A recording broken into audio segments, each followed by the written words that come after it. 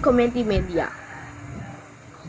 Sa mga lahat ng pinagmumurahan mo, pinapakyo mo, nakuhanan ng aming team yan. Yan ang pinagsasabi at pinapanalita ng mga murang gusto. Gusto niyo mura? O sige, pagmumurahin kita. Pag ikaw, dapat respetuhin mo katulad sa akin na ano lang, ha?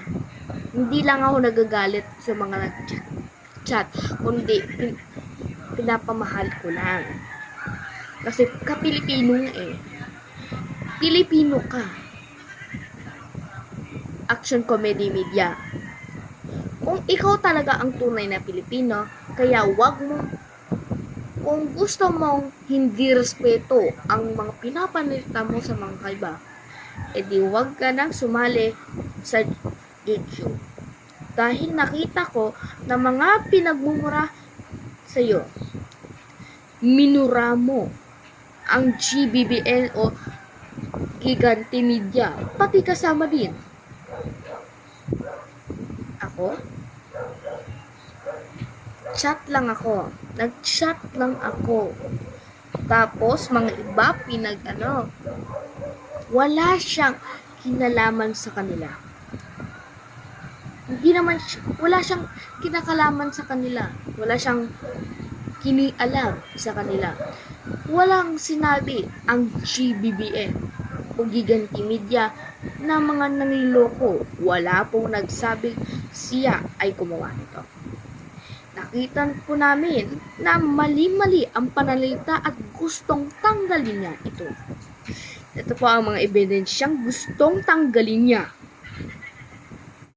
Oy hoy, alam mo, pinagmurahan. Pag ikaw pinagmurahan kita, ba't mo pinurahan si Gigante Media, yung YouTube channel? Pag ikaw pinurahan mo ako, delete mo yan. Ba't mo di-delete?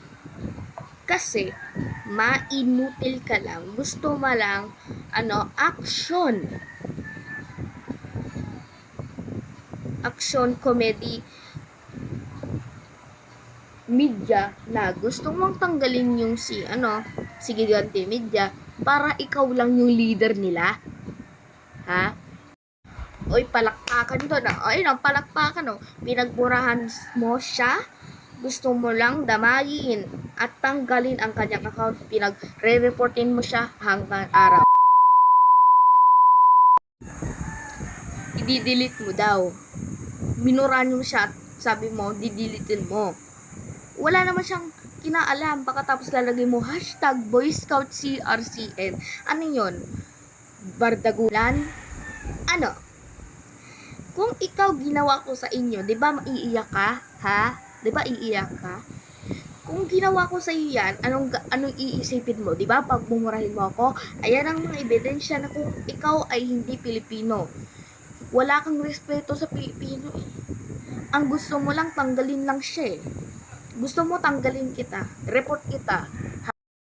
Ayan, mga ka-Pilipino, wag yung gagayahin yan.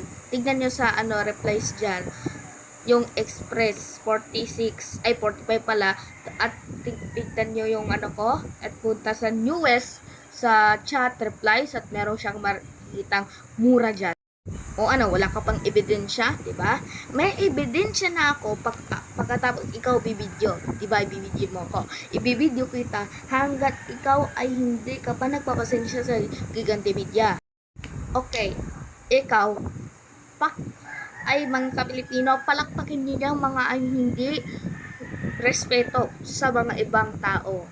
Palakpakan, wala siyang respeto sa utak niya, di ba? Wala siyang respeto.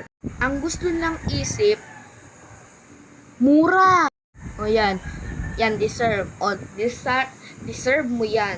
Kasi ang gusto mo lang i-deserve, itanggalin mo ang iyong account. Ayan ang deserve sa iyo. Kaya huwag kayong makinig sa mga hindi mo kilala o nagmumura ng inyong account. Maraming salamat. Ako, si Jonas, CEO ng GMS.